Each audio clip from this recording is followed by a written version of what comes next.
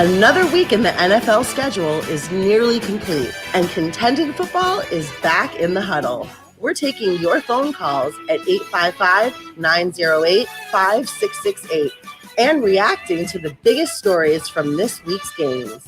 Tweet us now at The Contender and catch the show after the fact as a podcast. Simulcasting on the Colorcast app and The Contender, this is Contending Football. Well, good evening, everybody. I am James Flippin here on Contending Football. We're broadcasting live on the Colorcast app. We're broadcasting live on the Contender YouTube and also Flippin' Out Radio on Facebook.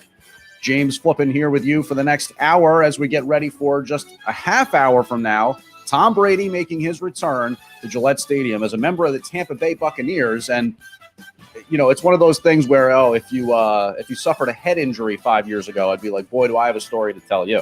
But, you know, Tom Brady comes back as a defending champion going up against his New England Patriots. And, of course, the Buccaneers are off and rolling. The Patriots have some issues, and they're playing a rookie quarterback in Mac Jones, who has the unenviable task of going up against the legend, Tom Brady, tonight. So, again, we got plenty to talk about with that particular game. So much else happened this week in the NFL that we'll also discuss. But I'm happy to have you here with us. Our phone lines are open at 855-908-5668. You can call the show, 855-908-5668. Again, my name is James Flippin. And, you know, you're never going to see anything like this again. Leave aside the fact that Tom Brady is, you know, as we know, the GOAT.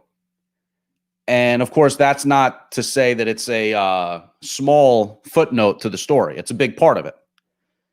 But any pro athlete who has any level of success leaving a team and playing somewhere else, it creates a strange reality when that player comes back to play you the next time. Speaking from experience, for example, as a Mets fan, I remember very well when Mike Piazza returned to face the Mets as a member of the New England Patriots, but no, wrong sport. He was playing with the Padres, with the San Diego Padres. And he hit home runs in his first two at-bats. And the third at-bat, he took the ball to the warning track. The first home run he hit, I was all about it. I was psyched. You know what? I said, you know what? This game means so little compared to the opportunity that I have to cheer for another Mike Piazza home run that I'm not too worried about it. Now, second home run, I started to feel a little differently. That third ball that he took to the warning track, I was like, all right, it's enough already. Okay, it's not 1998. What's going on here? So it's going to be a strange reality, I think, and maybe I'm understating it to an extent. Maybe I'm actually making it something less than it really is, in the sense that maybe all these Patriots fans are kind of just rooting for Brady to go out there and kick ass tonight. I mean, how much could you really care compared to the legend and the memories that you have with Tom Brady when, you know, this Patriots team, we don't really know where they're going. We don't really know what to expect from them this particular year. But if you're there tonight, you have a chance to cheer for Tom Brady again. And if he has, I believe it's like 82 yards passing, he breaks Drew Brees' all-time passing yard mark. And it's fitting, I guess, that in the year that Drew Brees is no longer with the Saints, the Giants, a personal nemesis of Tom Brady throughout his career with the Patriots, finally go down to the Superdome. And with all this anticipation that it was going to be just an absolutely unruly crowd, and it was loud. It was, of course, a factor playing there in the Superdome. The Giants go down there and win for the first time since like 1993. So big football weekend for New York, as the Jets also won. And, you know, going back to last year, by the way, if you're not a New York football fan, you'd be forgiven for not knowing this. Last year, the Jets and the Giants both started out the year 0-4. First time in their combined history that they had done that. Gone 0-4 to start out the year. So to see the Giants and the Jets both go out there and get a win, that's just absolutely huge for those franchises. The Cowboys, sticking again off the Giants in the NFC East, big win for them. And, the thing about the Cowboys, I think that's so noteworthy is Dak Prescott continues to be efficient. He's spreading the ball around. He's taking what the defense gives him. He's continuing to feed, and the offense is obviously Zeke and Pollard. Zeke today with just the absolutely huge day on the stat sheet. And, the Cowboys are looking like a team right now it's tough to imagine them not sort of easily winning this NFC East. Every team we know, and the WFT, we'll get to them in a bit. I mean, geez.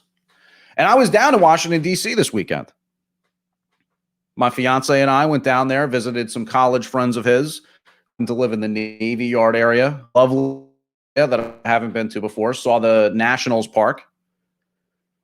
But WFT, their offense gets it done against the Falcons down in Atlanta because their defense certainly is not.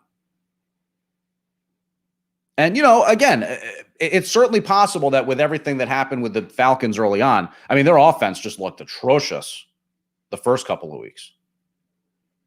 And then they took steps against the Giants, which, again, the Giants defense is nothing to write home about. But Matt Ryan has a lot of weapons down there, knows what he's doing. Kyle Pitts and Calvin Ridley, that's a pretty tough 1-2 punch. So, but again, I can make excuses till the cows come home for this WFT defense.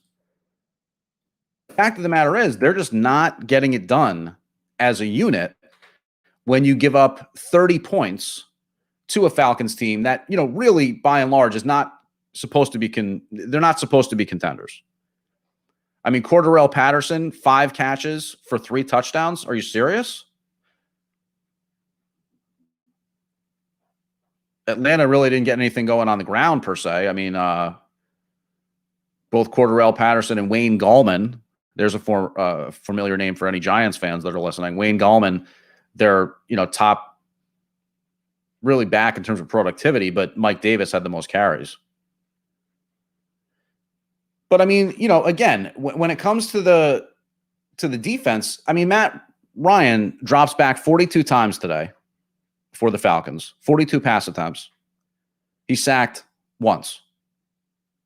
4 touchdowns, no passes picked off. Sparkling numbers for Matt Ryan.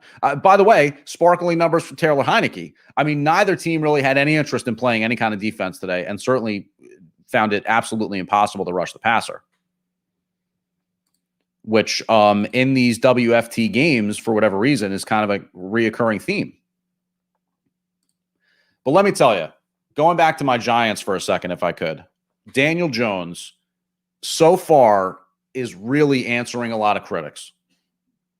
And today was not an absolutely perfect game out of him. I think there was moments where he maybe missed some throws or, could have done maybe differently in the run game or something like that, some of the pre-snap reads. But I mean, he's a guy who's showing a lot of control of all that stuff. And I'm not going to pretend to really know. It's just the way that the people carry themselves when they're in that pre-snap read formation. How definitively are they making those calls? How clearly are they communicating whatever it is they're seeing right at that moment to the back that's alongside them or the closest slot guy and, trying to decide, check in and out of this and all that kind of thing. I've long been impressed with Jones in that respect. Now it seems like everything else is kind of catching up. And Daniel Jones went off for over 400 yards passing today. So what a difference a week makes. I'm a Giants fan. I won't, hide from that fact. It hasn't been fun lately. But last week at this time, I'm dealing with yet another loss for the Giants. And I was also getting killed with allergies. Now, if you deal with allergies, maybe this is something that's not necessarily new to you. But I've often had congestion, like the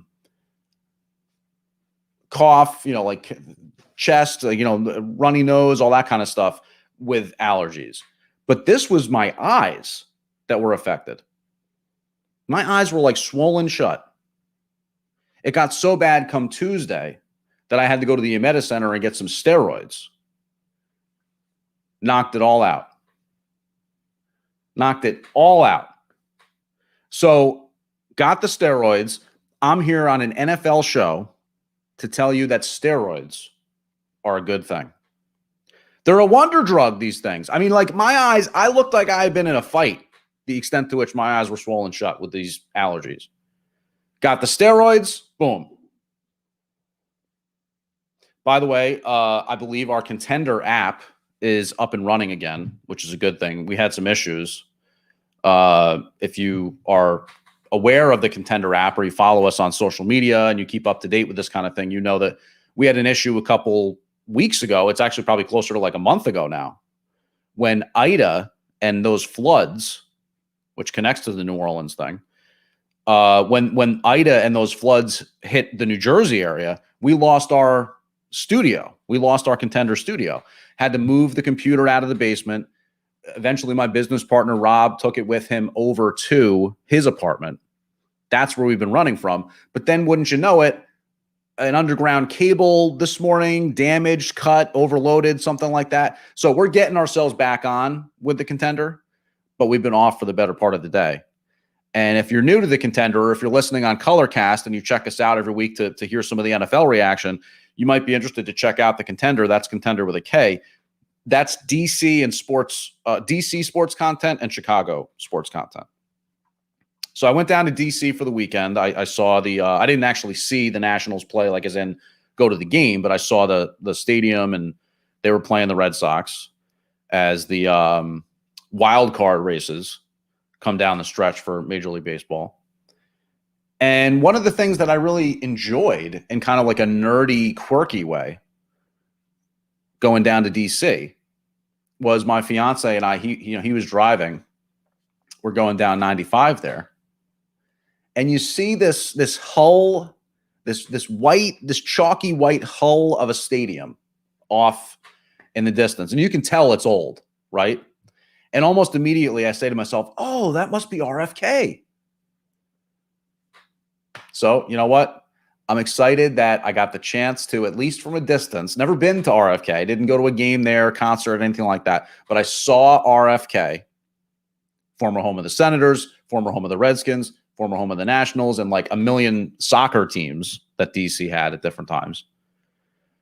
But I at least saw it from a distance. So more than I can say for Tiger Stadium, for example.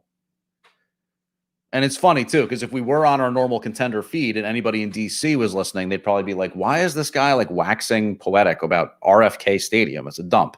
I just enjoy the notion of like, sports moments happened there. You know what I mean? The history of a location like that.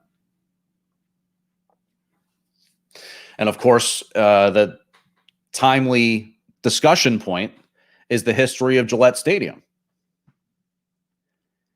And, let alone the fact that it, ever since the Patriots moved to Foxborough, it's kind of been an ongoing attempt to brand their identity and kind of establish what they have become now, which is championship, premier, frontline franchise type status.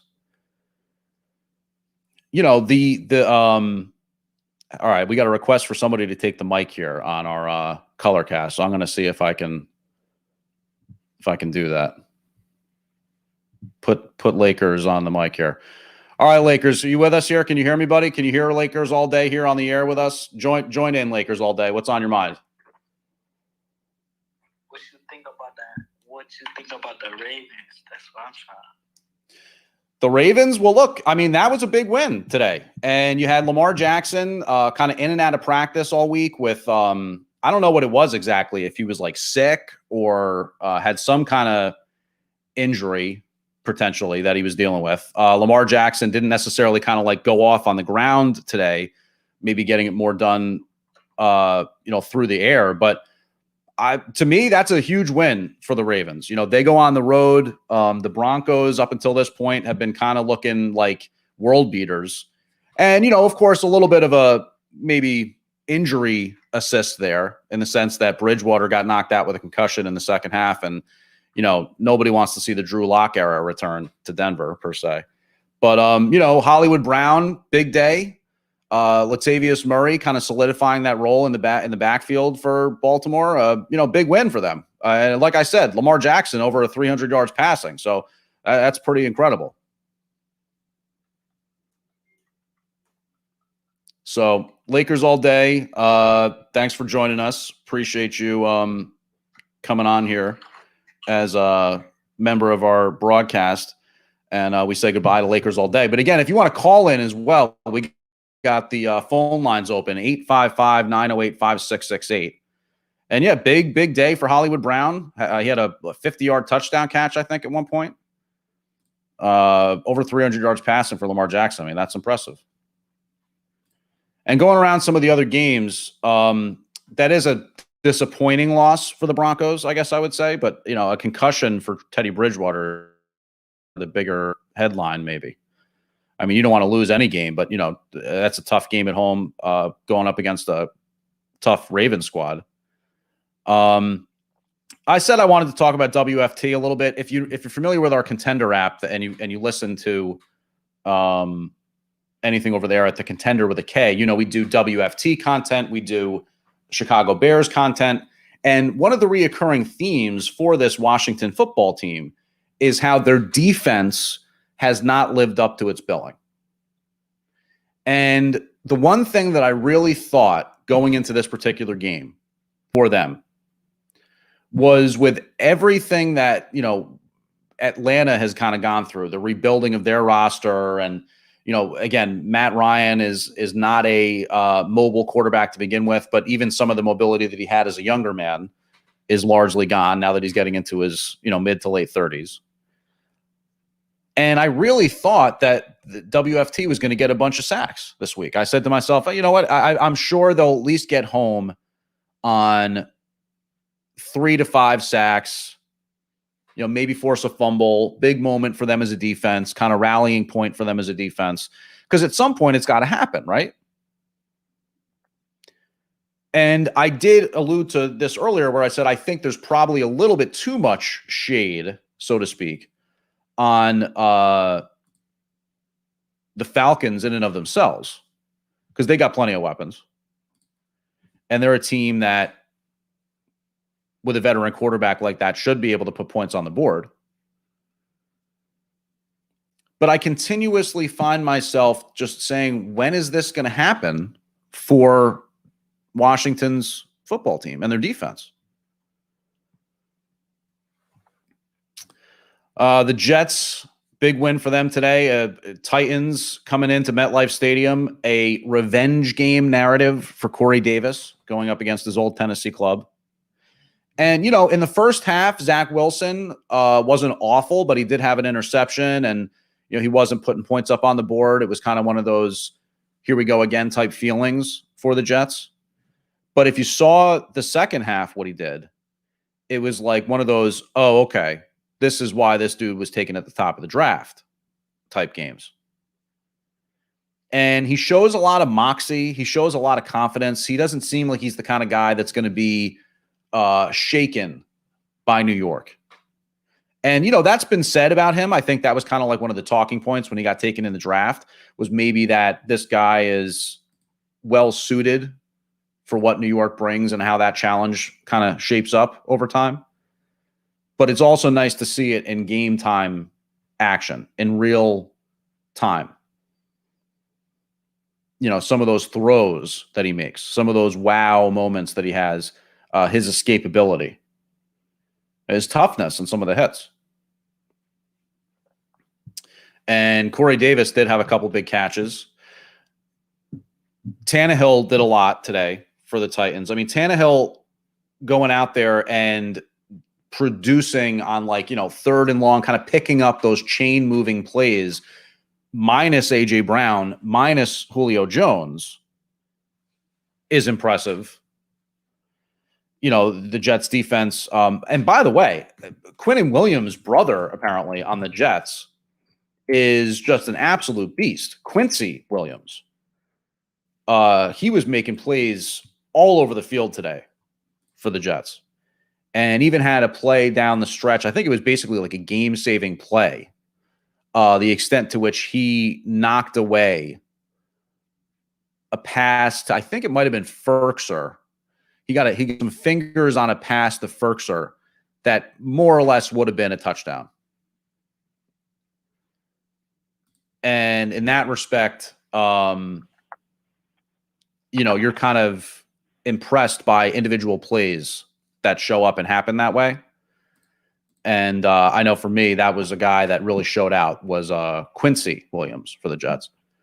All right, phone lines are open, 855-908-5668, 855-908-5668. Again, you can join us here on the Contenders phone lines, 855-908-5668. We check in for the first time tonight with our phone lines brought to you by the Contender. That's the Contender with a K. Download our app and check out DC sports content and Chicago sports content. And Debbie is calling right now.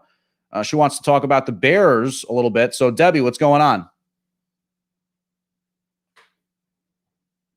Debbie, can you hear us? Hello? Hey. What's going on? Call her. Debbie. Hi, sir. Hi. No. My name is Davion. Oh, I'm sorry. The screening software is a little bit challenged, I have to admit. We don't have. It's okay, sir. We don't have a live screener, so it's the computer doing it, and it does the best it can. But not always that effective. So you said Fabian?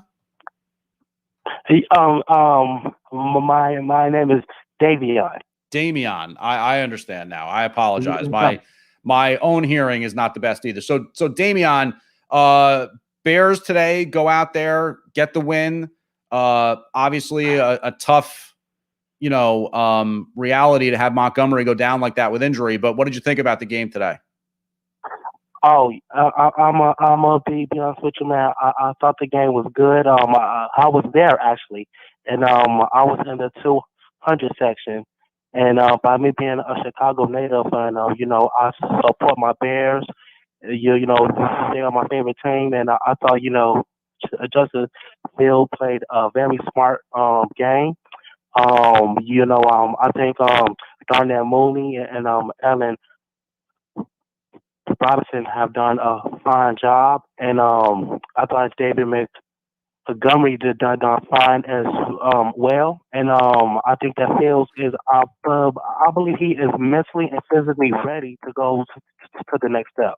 Well, look, the good thing is that it looks like Montgomery avoided major injury, so you're hopeful that he can continue to kind of build off this kind of a performance.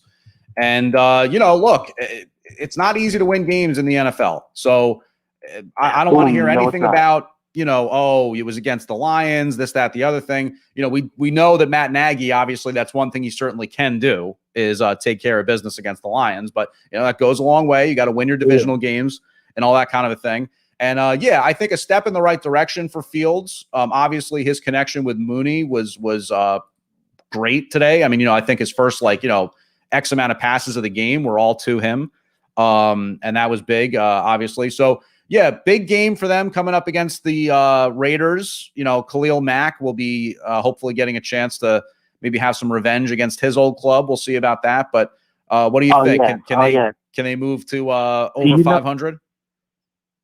I'm gonna tell you what. Yes, I think that next week, if Fields is starting, I think we will become 3-2. I know the Raiders are a good team, but my Bears is a better team. So I mean, I do. I just think that as long as the Bears stay focused on their plays, as long as Fields can continue to strive, I think we can go all the way.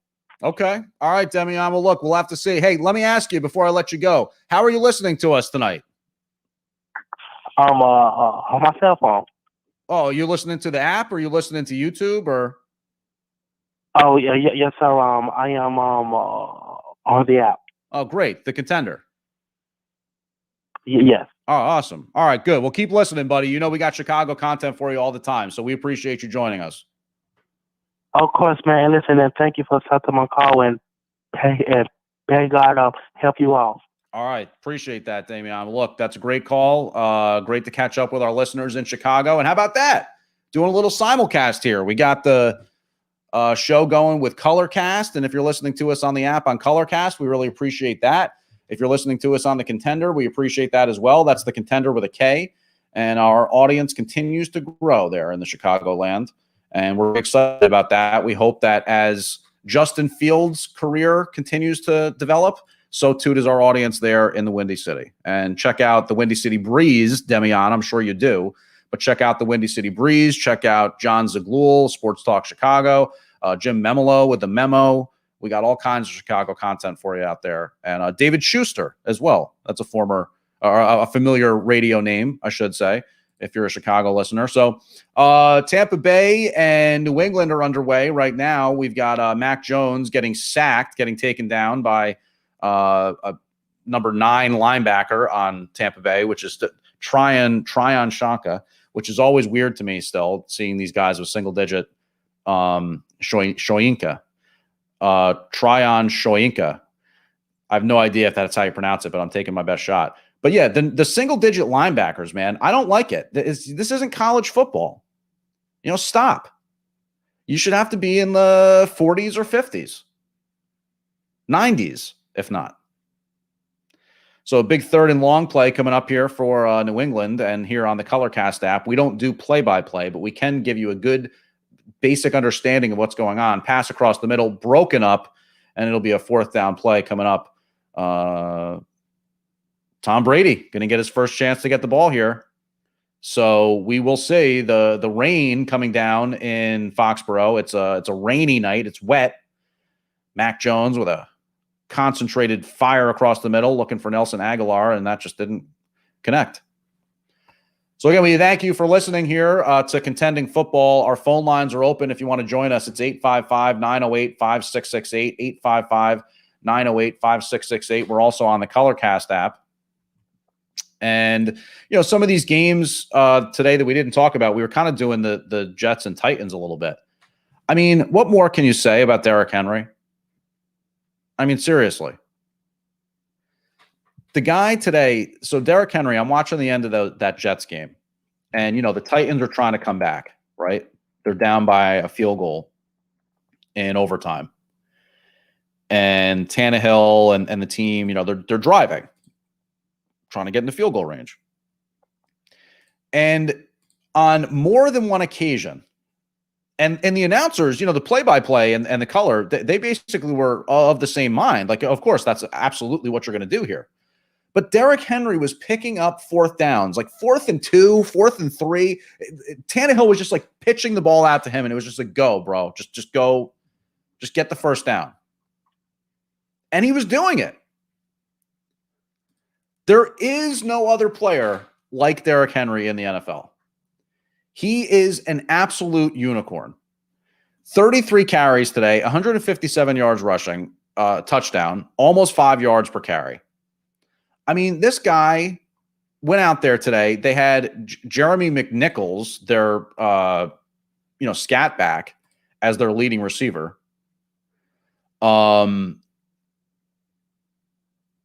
Chester Rogers, Josh Reynolds, at least putting up a decent day. But you have A.J. Brown hurt. You have Julio Jones hurt. And still, Derrick Henry goes out there and puts up 150 yards rushing on the road. I mean, and the guy is just unstoppable. It's absolutely incredible to watch.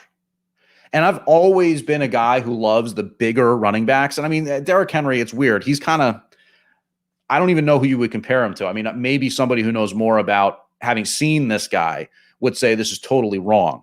But I almost feel he's almost like a Eric Dickerson type guy, because he's got such long legs. And if he gets out into the open field with his explosiveness, you're not stopping him. I mean, it's just you can basically only hope to kind of like pull him down with you while you're going to the ground. Big run for Leonard Fournette here, just firing up the middle for the Tampa Bay Bucks. And he's pumped.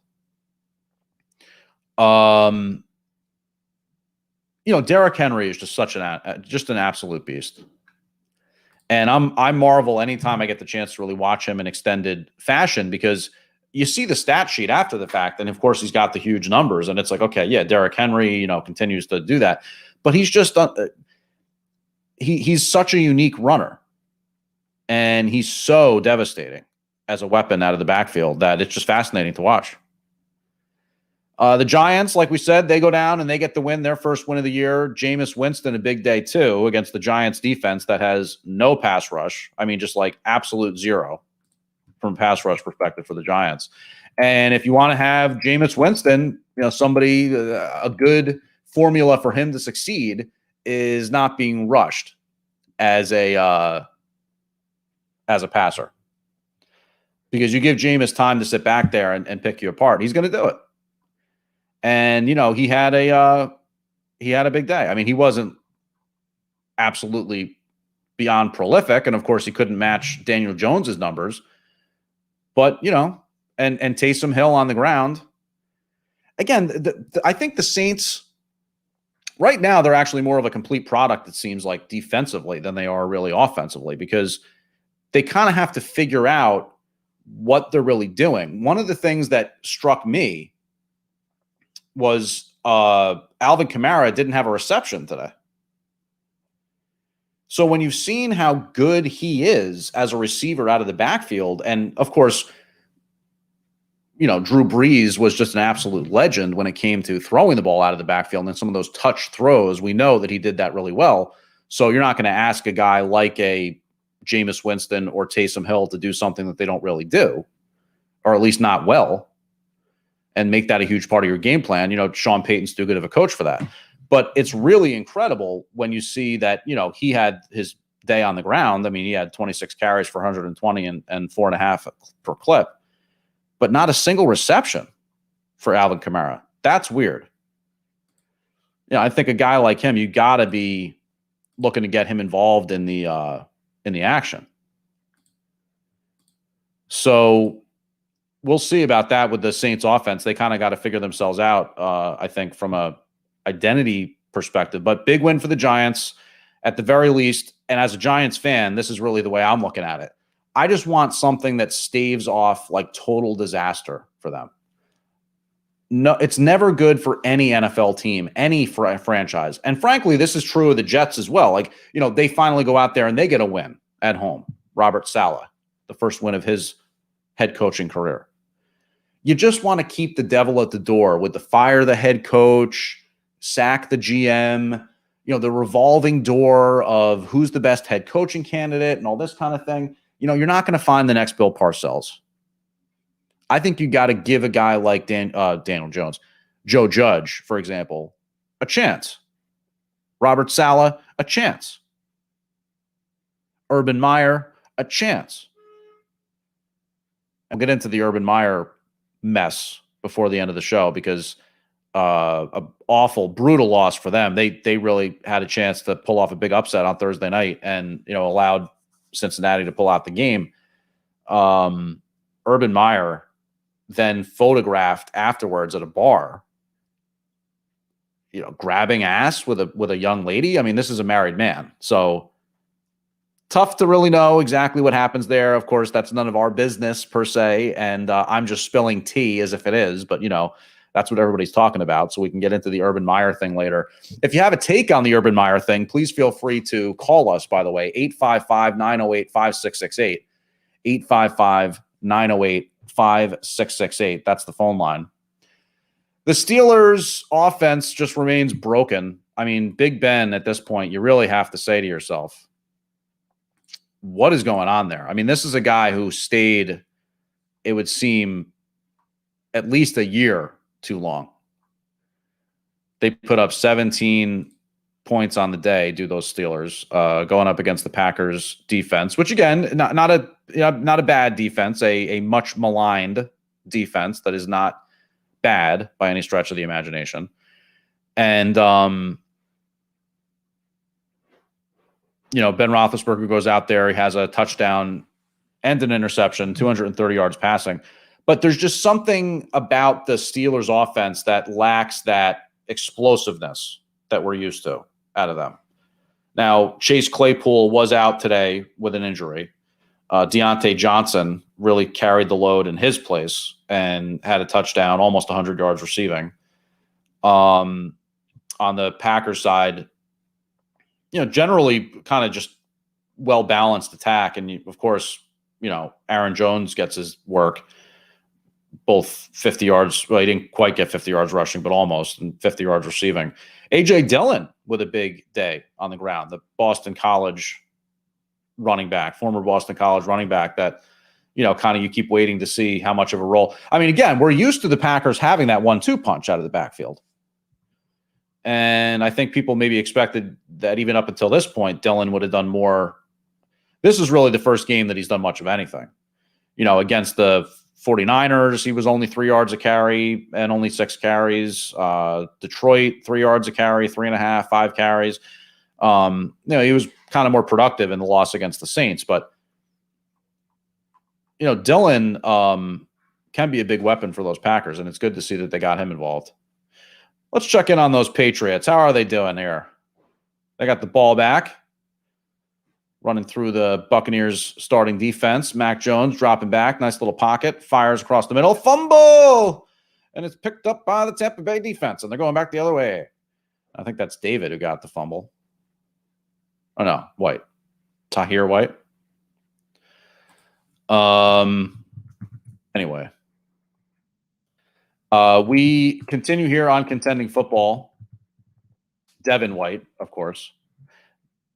Devin White of the Buccaneers with the fumble recovery. And is it really a fumble? I mean, yeah, maybe. Kind of looks like he secured it.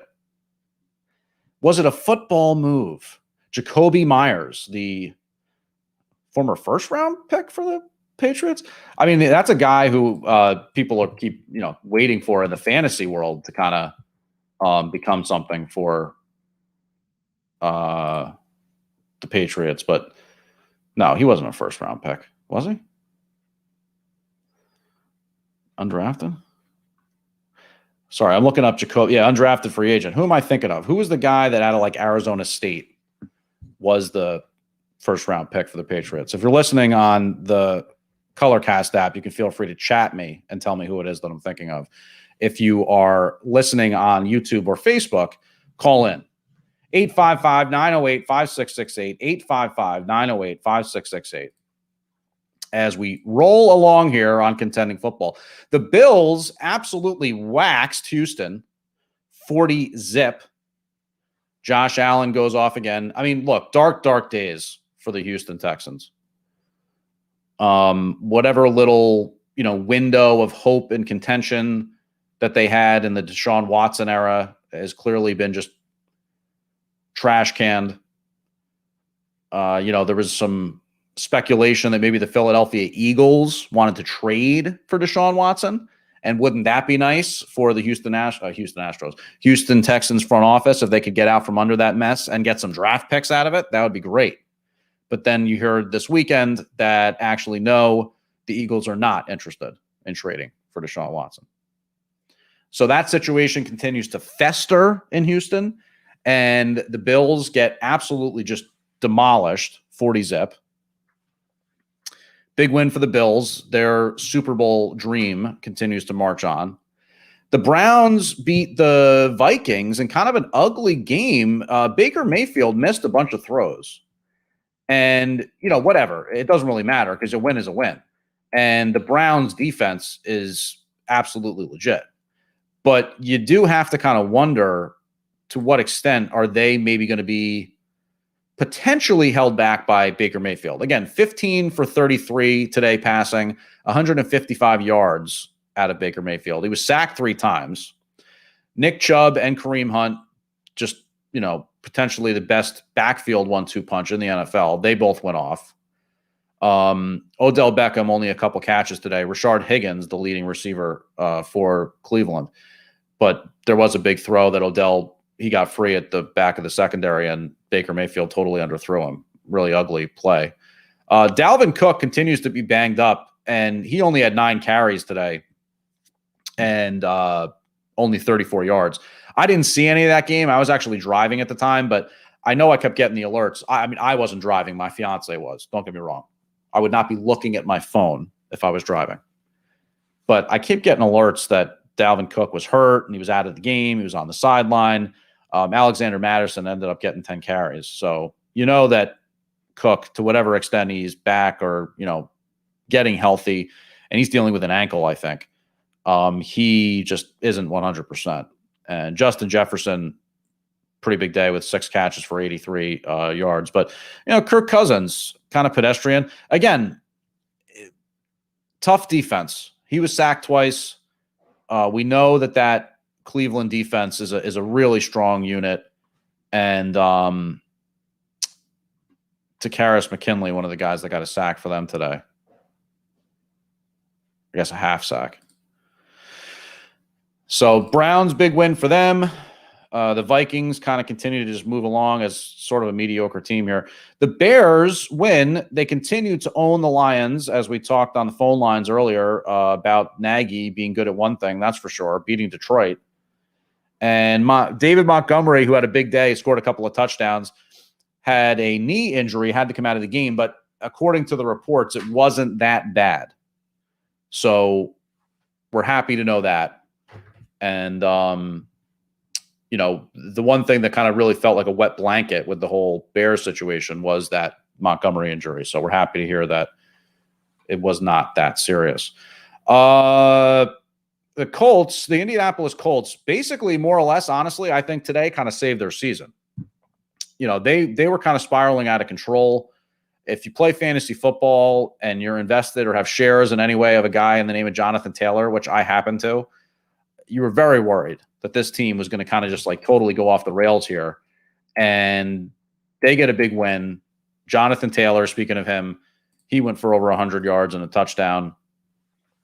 Carson Wentz is not healthy. He's got some problems health-wise with his ankles, I think but he had a couple touchdowns. Mo Ali Cox, the former one of those guys that played basketball in college and didn't play football, and the announcers love talking about that. But he's a guy who is kind of a talented pass catcher for them at that tight end position. He had 2 touchdowns for the Colts today. So we'll see if he becomes a more consistent weapon for them. But Jonathan Taylor really has to be the engine that drives that thing for the Colts. And they've had some injuries on their offensive line, which haven't made things easy. But, the Colts have to win on the ground. And Jonathan Taylor, you just hope he continues to get more and more involved in the game plan as it goes along for them. 855-908-5668, 855-908-5668. As we check in on the Sunday Night Football game, Leonard Fournette, sort of a watch out, no block from Antonio Brown, as Leonard Fournette already 31 yards rushing on the game, and he remains in the backfield for Tampa Bay wearing those pewter helmets. And it's the big return for Tom Brady, a play-action fake, a throw almost intercepted, and he wanted offensive pass interference on Mike Evans. Doesn't look like he's going to get it. If you're watching on Sunday Night Football and you're listening to us on the Colorcast app, we really appreciate you doing that. Colorcast is an app that, at any given time will have games being covered with live broadcasts and people doing kind of like watch parties or alternates to the play-by-play if you want to check that out. Here at The Contender, we're into local sports content, and that's The Contender with a K. Check out our free app. You can download it. It's always commercial-free sports talk. Never any commercials. To the extent that we ever take a break or anything, it's content. A nice screen pass to Leonard Fournette, a little tunnel screen coming out. He was split out like a wide out, and he caught the ball and ran it up along the left side for a big gain. So I don't know where Tom Brady is on the passing yardage mark so far. Have not been keeping track of that, but he's got 27. So they say that when he gets to 82 passing yards, which I guess is breaking Breeze's record, I don't think they would stop it for passing it. They're going to pause the game, acknowledge it with a nice little message on the Jumbotron, and then get back to the action. They won't have a ceremony, which when I saw this, I was like, was that even a question? I mean, was there ever a plan of like doing some sort of a ceremony for Tom Brady because he doesn't play for the team anymore? So again, I mean, you'll never see anything like it, this whole situation with him coming back to the Patriots, the stature that he has as probably, the most legendary NFL quarterback that'll ever exist. I mean, say what you will. It's at that point now. It's beyond that point. There is no Joe Montana thing anymore. There is no Peyton Manning thing. There is no Otto Graham. Brady, big pass. Mike Evans, he's up to 68 yards passing. First down for Tampa Bay, and they're on the move. Belichick's looking concerned. He's got a look of consternation on his face, and he's wearing a raincoat. So they had Evans sort of on the inside slot position, and he ran a nice little double move and went across the middle, secured it, got down. Brady 28 yards away from setting the NFL passing record. There it is, folks. I think that was it. I mean, he at least got 20 yards there, that's for sure. So a big moment in the history of the NFL. This record, I know we like to say that stuff. Well, I don't even know if you can say it anymore. This record will never be broken or whatever. I feel like that's probably true with Brady. And that's just because he's playing here. I mean, he's not done. He's going to put up at least another couple, 2 or 3 years, putting up massive numbers. So he's going to play till he's like 50 or whatever. Nobody else is going to play that long. And then you have to also play at that high a level for that long. So I'm pretty sure all these Brady records now are just, it's over. Tampa Bay calling a timeout. Okay, so sorry. I was a little bit behind the action in terms of looking at the stat sheet and then also watching it live. He has 68 yards passing now. So we're very close. We're very close to NFL history where Tom Brady will be the all-time leading passer in NFL history. 855-908-5668. 855-908-5668. Speaking of Savior season, the Seahawks kind of did that today. They came in at 1-2 and going up against the divisional opponent in the 49ers. The Seahawks, they went out there and really answered the bell because they came away and beat the 49ers 28-21. Not a massive day for Russell Wilson, only 149 yards passing, but he did throw 2 touchdowns. Alex Collins, former name that we used to talk about more often in the fantasy world when he played for Baltimore. He had a decent day on the ground, and Chris Carson did as well. So, again, maybe Seattle sort of starting to finally establish that, take the pressure off Russell Wilson type offense that they've wanted for a while.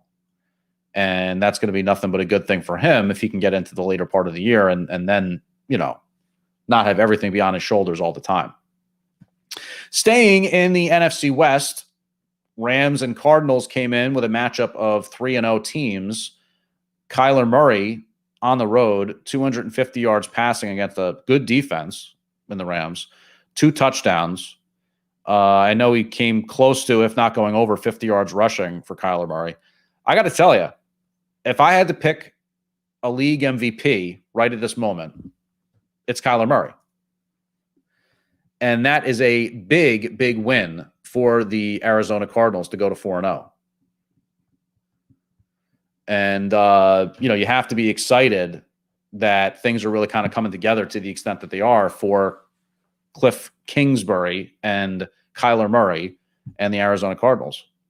I didn't really look at the stat sheet for them in terms of who was the big receiver for Arizona today. But again, that's the thing. It hasn't really necessarily been just Nuke Hopkins that's cooking for them. He's spreading the ball around. Chase Edmonds had a big day on the ground today for the Cardinals. DeAndre Hopkins did have 4 catches. AJ Green hauled in a touchdown. Max Williams, the tight end for Arizona, had a big day. He scored a touchdown. So again, it's a well-rounded and potent offense for those Arizona Cardinals.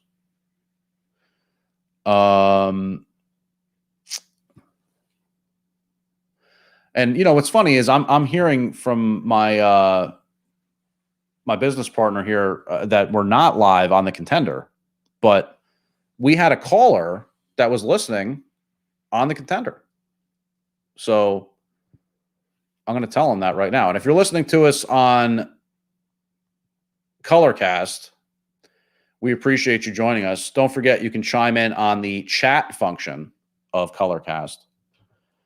And you can do that. So one of the things that we wanted to talk about before we got out for the night was, and of course, we'll check in on the whole, Tampa Bay situation again, which is now in a commercial break. Saquon Barkley getting after it with his Gillette shaving Pro Gel. And then I guess Christian McCaffrey is part of that same ad campaign. Urban Meyer, the Jaguars lost on Thursday night to the Bengals in a game that, they led most of the way. And afterwards, Urban Meyer called it a heartbreaking loss. Heartbreaking. And then last night, it starts going viral. These photos of him out at the bar, kind of grabbing onto a young woman's backside.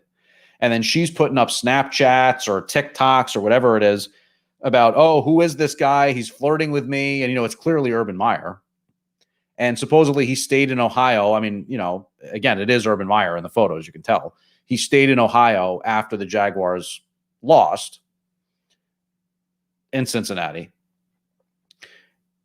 The thing is, Urban Meyer is married.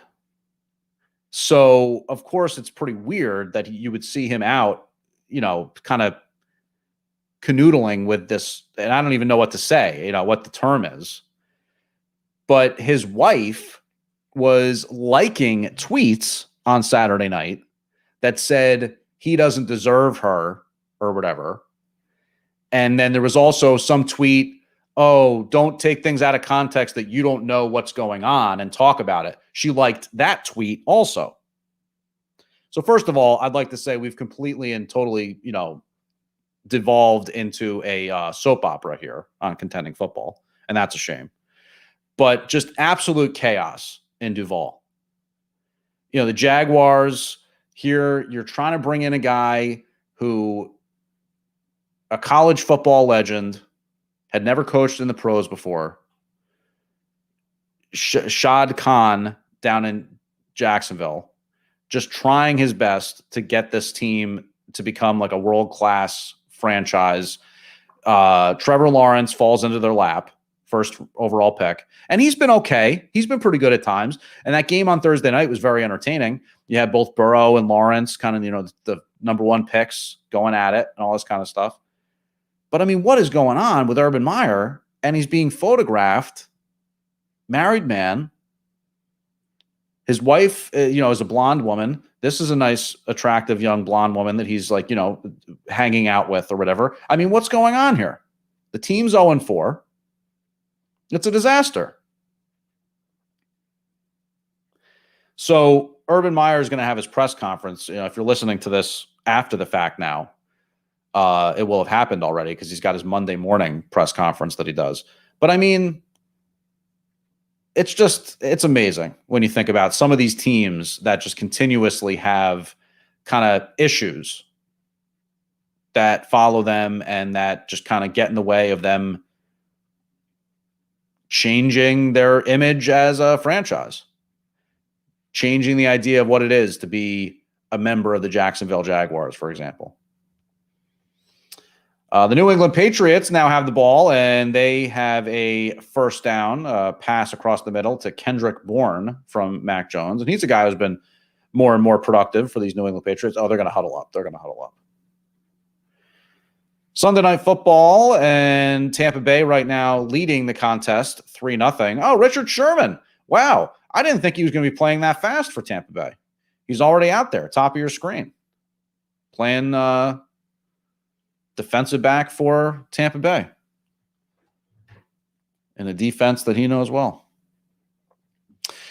So here we go. Al Michaels and Chris Collinsworth. They got to have the big, stop and talk about what's happening here. Tom Brady It's a big motion here, big night. He's coming back.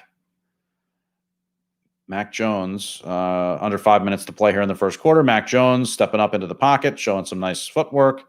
Finds a pass across the middle, but it gets knocked away. Hunter Henry, his tight end, cannot secure the catch, and it'll be 3rd and long.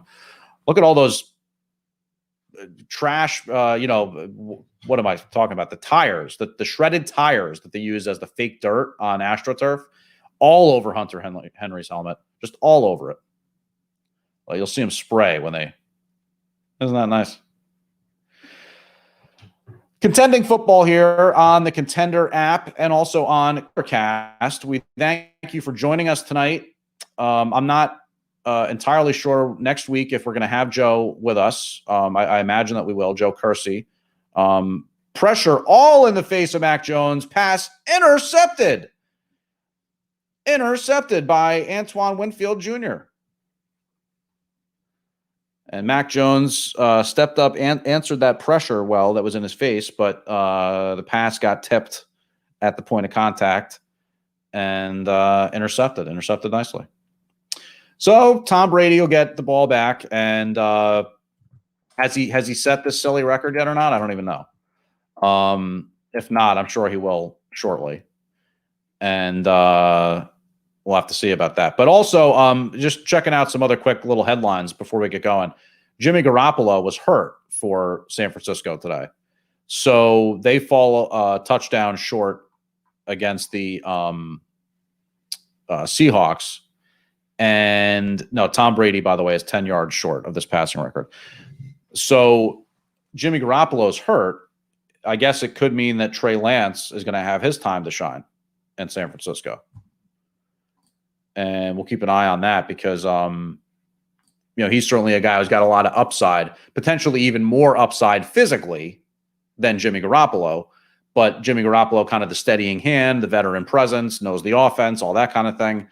Now we'll see if that kind of takes things in a different direction for San Francisco with the injury, if that means Trey Lance's timeline is advanced a little bit.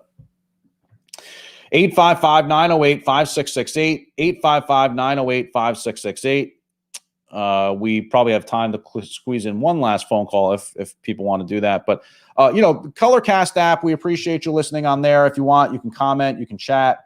You can listen to all kinds of stuff on the Colorcast app, the Contender app, the Contender with a K, always commercial-free sports talk. And we cover both DC and Chicago in depth. But you'll want to stay with us throughout the whole baseball playoffs on the Contender because we have a ton of content on there. We're going to be doing White Sox post games. We're going to be keeping you up to date with Contending Baseball, which is our equivalent show on the baseball side, where John Pielli digs in on some of the big issues for the baseball. So I'm flying blind here a little bit, and that's my apology. I just want to kind of let you know, be very honest and open, that we don't really know if we're going to get upcut here by back time on the Contender side, but we appreciate you listening. This has been the Contending Football Show. My name is James Flippin. You can follow me on Twitter at Jamadrop. It's JAMADROP, JAMADROP. And I think I'm broadcasting there. So I probably should have been looking at my tweets too, just to see if there was anybody chatting with us in that format. And I can do that here before I was listening to Joe Judge and his post-game presser after the Giants game. And I think there's something to be said for what he said in terms of just kind of a life's lesson. And I think it goes for a show like this. It goes for what we're doing with the Contender. It goes for, you name it, anything in life. Joe Judge said it's not about the results. You can't necessarily look at the results and worry about what that brings you. In other words, the process that you go in every day is more important that you follow that process, that you work hard, that you focus on getting better every day. You try to put one foot in front of the other. That's the most important thing because it adds up over weeks' time to something else. So you can't just say, did I win? Did I lose? Did I get the job? Did I get this thing did it succeed or whatever? You got to take it one step at a time. And I think that for the Giants, it was a big step for them, big step for the Jets as well. That's a big win for New York football. They can actually read the sports page tomorrow, the New York football fan, and not feel bad about themselves. And that's a good thing. So again, this is Contending Football. I am James Flippin. We appreciate you joining us. We'll catch you next week. You can catch us every week from 8 to 9. We're on the Colorcast app. We're on the Contender. And we appreciate you joining us. Download the Contender app and follow us on Twitter. That's the Contender with a K. Good night, everybody.